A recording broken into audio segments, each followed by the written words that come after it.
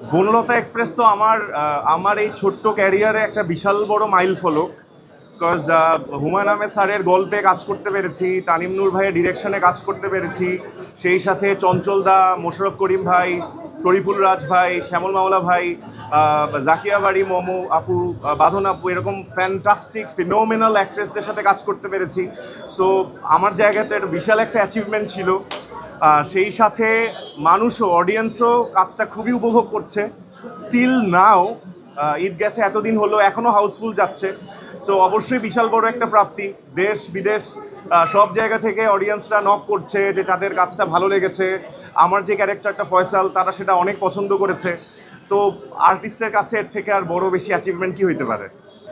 আমার হাইট হচ্ছে 6 ফিট 2 ইঞ্চি। হাইট নিয়ে বিড়ম্বনা বিড়ম্বনায় ওরকম পড়তে হয় না, বাট সামটাইমস কিছু কিছু মানুষ ইনসিকিউর ফিল করে।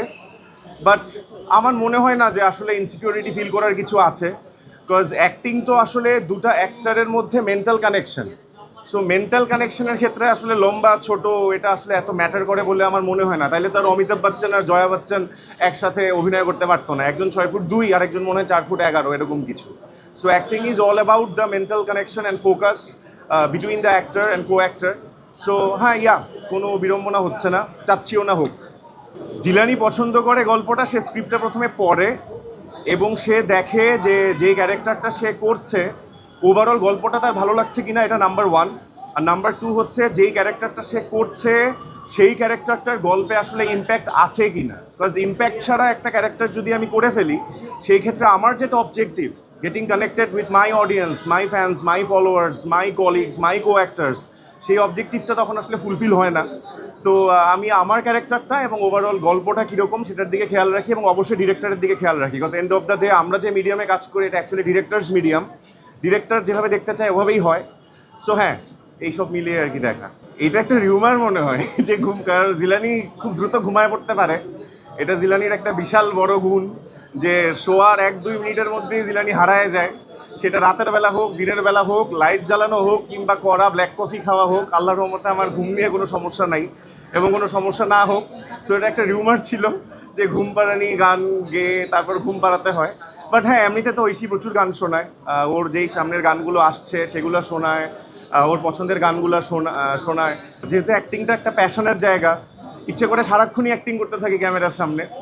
সো বাট সেই জন্য তো একটা ভালো গল্প প্রয়োজন, ভালো ডিরেক্টর প্রয়োজন, এবং মোস্ট ইম্পর্টেন্টলি ওই পরিমাণ অফার আসাও প্রয়োজন। সো হ্যাঁ, ভালো কাজ আসলে তো করছি এবং চাচ্ছি যে আরও ভালো কাজ আসুক, দর্শকদের আরও ভালোবাসা আসুক। সো দর্শকের কাছে অসংখ্য শুক্রিয়া এবং কৃতজ্ঞতা আমার পক্ষ থেকে যে তারা আমাকে আরও দেখতে চায়। প্রাপ্তি বলবো এটা। এখন পর্যন্ত তো ডিরেক্টর সাহেব যিনি অফার করলেন তিনি তো বললেন যে সব কিছু ঠিকঠাক, ডেটও লক রাখতে বলেছে, যে সিলেটে যাচ্ছি, খুব ভালো কাজ হবে। আমিও আশা করছি, ডিরেক্টরের উপর ভরসা আছে। সো দেখা যাক কী হয়। কাজ হওয়ার আগে তো আসলে কাজ নিয়ে কথা বলাটা ঠিক না। সো কাজ শেষ হোক, তারপর খুব বড় আয়োজন করে ঘোষণা দিব না।